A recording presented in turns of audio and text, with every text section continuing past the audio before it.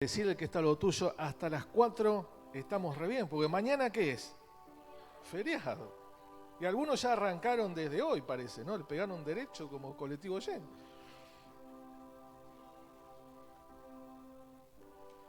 Acompáñame al libro de Santiago, capítulo 1.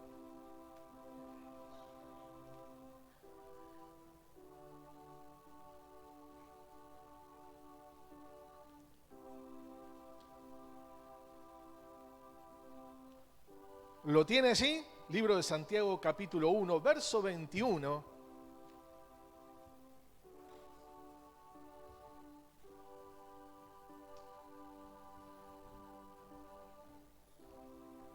Dice así la palabra del Señor. Por lo cual, ¿lo encontró? Muy bien. Por lo cual, desechando toda inmundicia y abundancia de malicia, ¿no? Yo digo, qué tremendo que es nuestro corazón, ¿no? ¿Se ha dado cuenta cómo nos muestra Dios lo que hay dentro? Y a veces creemos que somos buenos, ¿no? Y a veces creemos que las decisiones que tomamos son las correctas. Por eso, qué importante que es que podamos escuchar la palabra.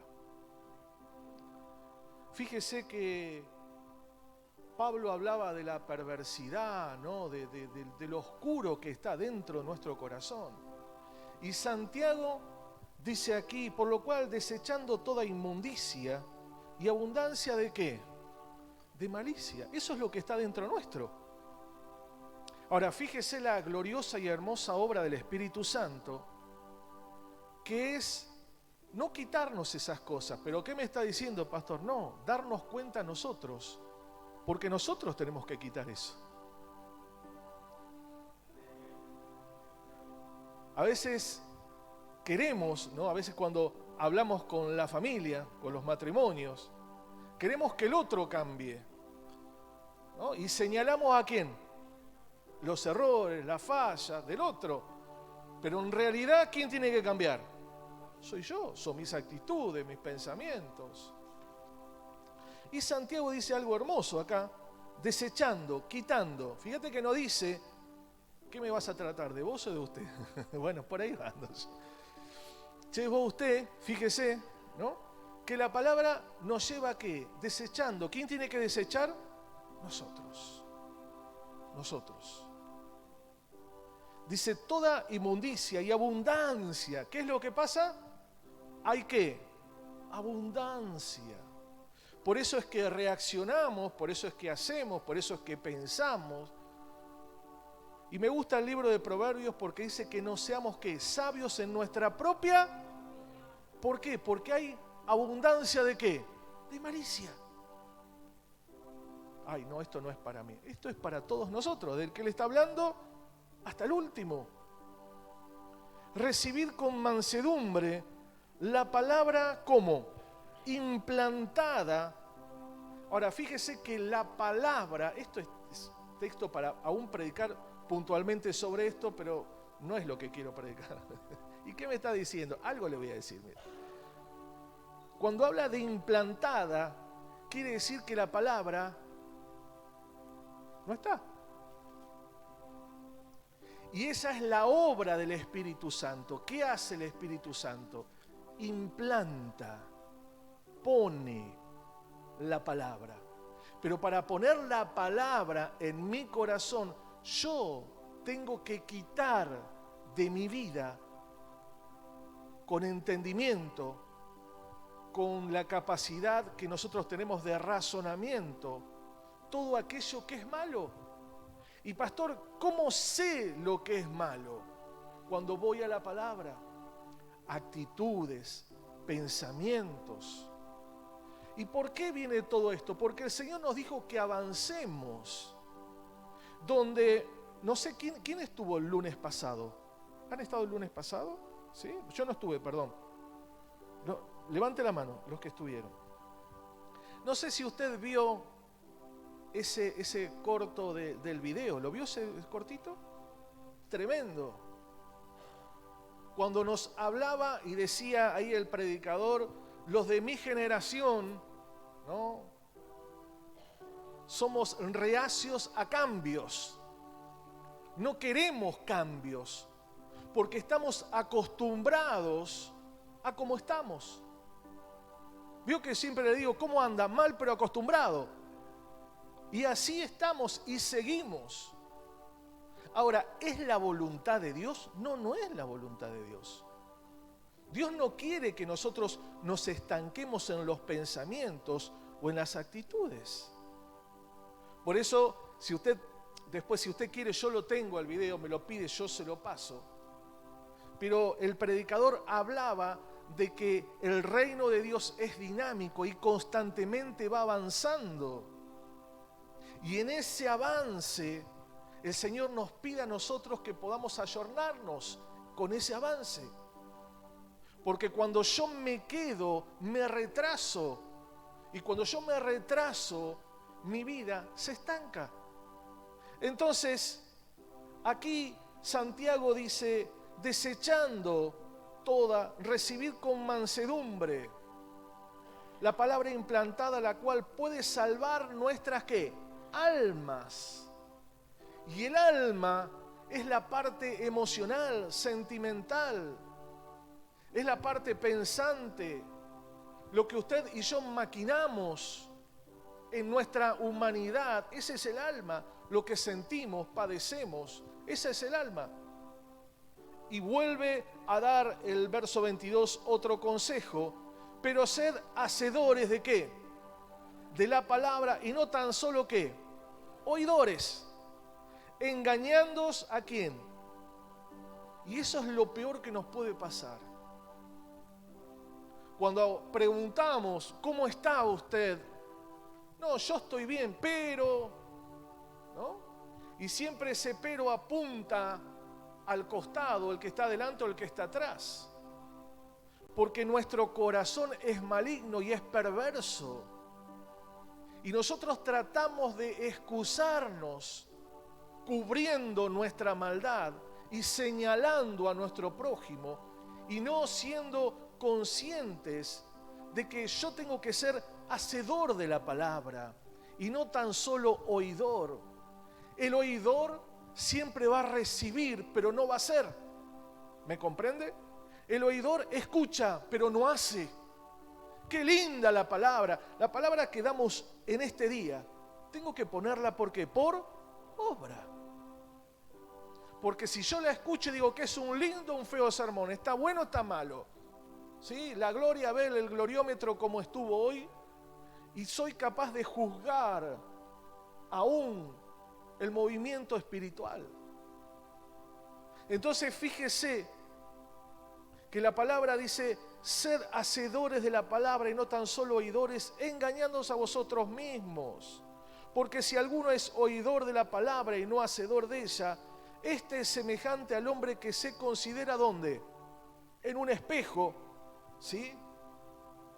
Su rostro ¿qué? Natural. Entonces nos lleva a que cuando yo soy oidor, soy que una persona, diga conmigo, natural y no espiritual. Y el hombre natural va a quedar estancado. El hombre natural se detiene.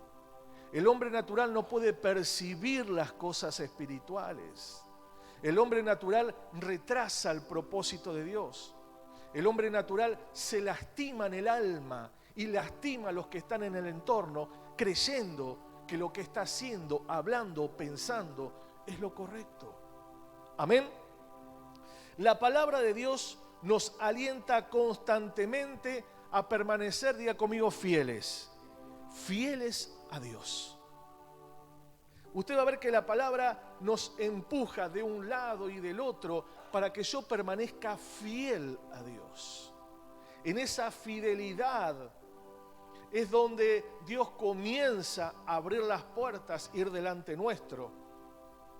Pero en mi infidelidad, yo tengo que comenzar a padecer situaciones a causa de mis pensamientos y mi razonamiento. Entonces, usted va a ver que perseverar en la fe hasta el fin es el gran desafío del cristiano. ¿Y por qué no persevera el hombre hasta el fin? Y aún cree que está creyendo en Dios y que está haciendo cosas correctas. Pero usted sabe que el perseverar en la fe es ser no solamente oidor, sino que hacedor. El que hace la palabra es el que persevera, es el que se fortalece en el Señor, es el que se levanta día tras día. Y usted va a ver que la persona que no persevera en la fe, en la palabra, en las promesas, en la esperanza, en el llamado o en la obra del Señor, no puede crecer espiritualmente. Un hombre o una mujer crece cuando persevera, cuando frente a los desafíos vuelve a creer en la palabra y en las promesas. El no crecer espiritualmente me hace, como dice aquí la palabra, natural. Me hace un hombre, una mujer natural. Y el hombre y la mujer natural no pueden, yo he puesto aquí, no pueden vivir los beneficios del reino. ¿Y cuáles son, pastor, los beneficios del reino de Dios? Los beneficios del reino de Dios es que podés estar en el medio de una crisis, de un quebrantamiento, de un dolor, de una angustia, y tener la paz en tu corazón y en tu mente. Esos son los grandes desafíos del reino de Dios. Esos son los grandes desafíos que el Señor tiene para su pueblo, que podamos creer y no ser solamente oidores. Los religiosos no es que han quedado hace 2000 y pico de años atrás. Los religiosos no son solamente los fariseos. Los religiosos siguen estando en un 2024 y aún dentro de nuestra iglesia. El religioso es el que no acepta. El religioso es el que obra por su andar o por su creer o por su pensar. El religioso es aquel que no va de acuerdo al consejo de la palabra de Dios. El religioso es el que cree tener todo tan claro. Porque ¿quién puede decirle algo a un religioso? ¿Quién puede decirle algo? Si el religioso le va a decir, yo todos los días voy a la oración. ¿Se acuerda? La persona que era religiosa y la persona que era como, así, chatito. Y dice que el religioso decía la oración y toda formulada, y el otro y calladito, decía, Jesús, ayúdame. ¿Y quién escuchaba la oración? Escuchaba de aquel. Entonces, no va a eso. Yo tengo que comprender y entender que Dios me está pidiendo ser un hacedor de la palabra. ¿Para qué? ¿Para el bien de Él? ¿Usted cree que lo puede beneficiar a Dios usted o yo? ¿Cuántos me dicen que no? No podemos. ¿Cómo podemos beneficiar a Dios? De ninguna forma. Cuando Dios nos habla de las ofrendas, nos habla de los diezmos, cuando nos habla del servicio, cuando nos habla de la entrega, cuando nos habla de ordenarnos. Me gustó la palabra que Lucas compartió el día jueves en la apertura, que teníamos que ordenarnos. Dios le decía a ese rey, tenés que ordenarte. Entonces el ordenarnos no beneficia a Dios. ¿Quiénes son los que salen beneficiados? Nosotros. Pero nuestra religiosidad, nuestros pensamientos, nuestro entendimiento nos lleva a ser oidores olvidadizos. Entonces creemos, pensamos, decimos lo que a nosotros nos conviene, lo que creemos que es la verdad, lo que hace muchos años atrás estábamos en un grupo y estábamos hablando allí y yo era muy nuevito en las cosas de Dios. Y entonces me hacían unas preguntas y veo que siempre Dios nos tira, ¿qué? Una soga, no sé si nos tira una soga para que nos ahorquemos, pero Dios siempre nos salva, ¿no? Y justo en ese momento entra uno de los pastores. Y este religioso que tenía muchos años, que me doblaba en edad física, y en lo espiritual ni le cuento, porque yo tenía 24, 25 años y este hombre... Y hacía 2 años que estaba en el camino del Señor y este hombre tenía 60 y pico de años y aparte de 60 y pico tendría 90 de cristiano más o menos, ¿no? Y un hombre que había recibido un milagro tremendo en su pulmón, él tenía cáncer y Dios lo sanó. Pero vio que esa gente que no hay cosa que le venga bien. Un hombre que se quejaba constantemente, un hombre que creía tener la razón, y con eso me pusieron a mí al frente de ese grupo que había 6 personas así, y digo, ay Jesús, ¿cómo salgo de acá? Y ahí es donde Dios me da una palabra y me dice, unos dicen ser de tal, otros de otros, pero el crecimiento te lo doy yo, me dice. Así que andá y confrontá. Y lo que más me cuesta a mí es confrontar. Quizás por mi temperamento, quizás por mi carácter, pero me cuesta confrontar. Entonces esta persona ahí me estaba cuestionando y yo no sabía, veo que estaba arrinconado como el ratón contra la pared. Y justo entra un pastor y yo dije, gracias Jesús. Entonces le digo, querido pastor, me están haciendo una pregunta, seguro, siempre Dios me da palabra para salir, seguro que usted puede responder a esta consulta. Entonces le dice, mira querido, era bastante punta. Mira querido, le dice, vos la Biblia la podés tomar para el lado que vos quieras. Y palabra hay para todo. Todo depende con el corazón y el espíritu que vos quieras tomarla. Y así fue así, ¿viste? Este hombre se cayó y no me preguntó más nada. Y es así, usted la palabra de Dios la puede inclinar con su deseo, con su corazón, pero no con el Espíritu de Dios. Entonces puede tomar algunas cosas, tomar otras. Muchos de todo el texto lo sacan de contexto porque es lo que conviene. Y acá nos dice que tenemos que ser como hacedores de la palabra. Yo les dije, no les dije nada y no le voy a decir. Este será un niño espiritual no pudiendo gozar de los beneficios del reino. La perseverancia es la capacidad de soportar los fracasos mientras sigues avanzando y así se crean en nosotros hábitos de consistencia y otra palabra que busqué que me gustó es tenacidad. Perseverancia dice que es mantenerse constante. Consistencia es mantenerse constante, pero dice que es la firmeza en el ánimo y en los propósitos. Y la palabra tenacidad dice que es una cualidad. ¿Qué es una cualidad?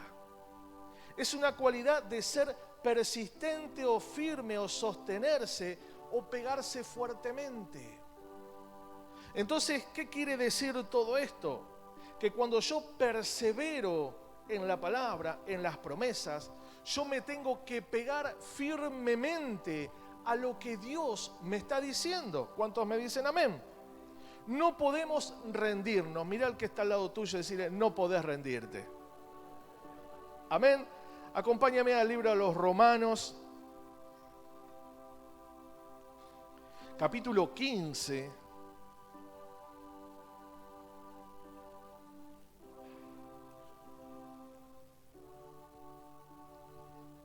Verso 4.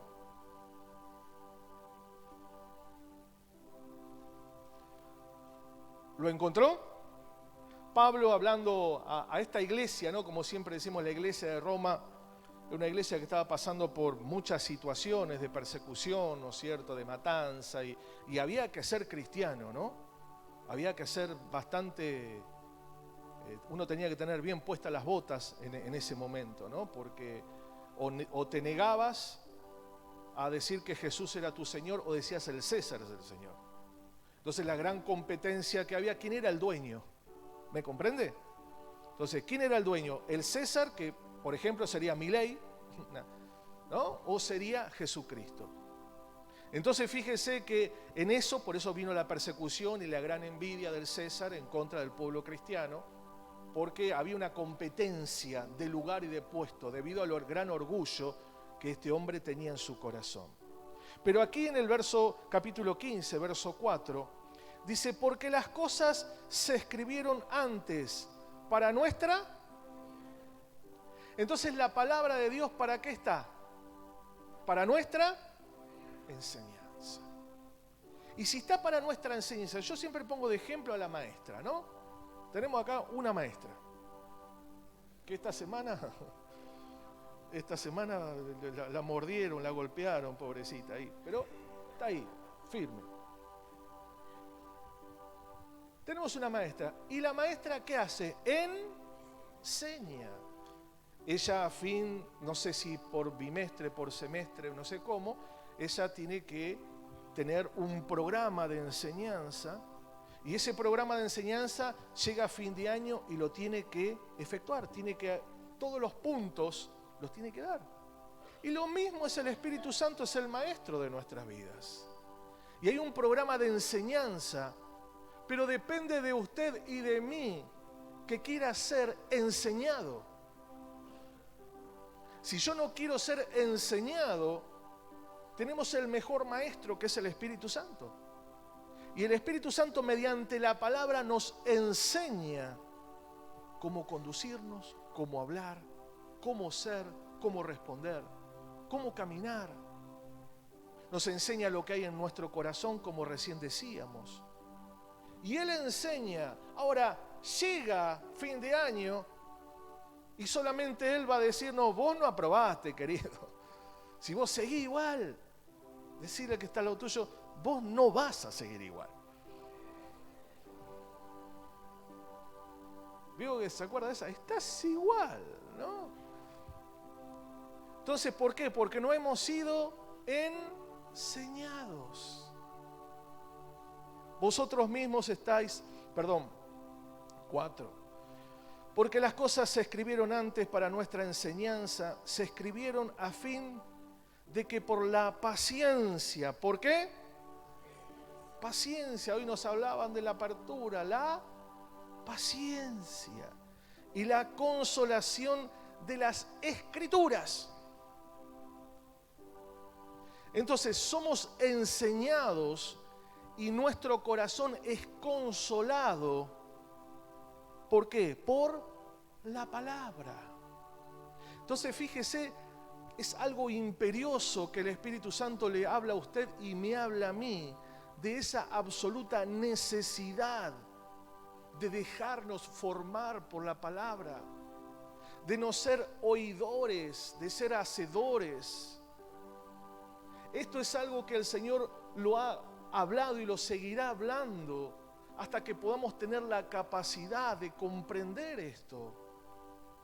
Un poquitito más adelante dice, pero el Dios de la paciencia y de la consolación os dé entre vosotros un mismo sentir según Cristo Jesús, para que unánimes, ¿cómo? Unidos. Pero ¿cómo puedo estar unido a mi hermano si no conozco la palabra? Cuando estoy pensando en mí mismo, cuando estoy pensando en hacer lo que yo quiero, cuando no estoy abierto a ser enseñado, adoctrinado. ¿Se acuerda que hablamos la doctrina de los apóstoles? ¿Cómo? Para que unánimes a una voz glorifiquéis a Dios el Padre nuestro, el Señor Jesucristo. ¿Cuál es la finalidad de ser enseñados, de ser formados, de ser adoctrinados? Es adorar el nombre del Señor Jesús. ¿Se acuerda que yo les dije que el pueblo del Señor fue sacado de Israel, de Egipto, con un propósito? ¿Y el propósito cuál era? Adorarlo.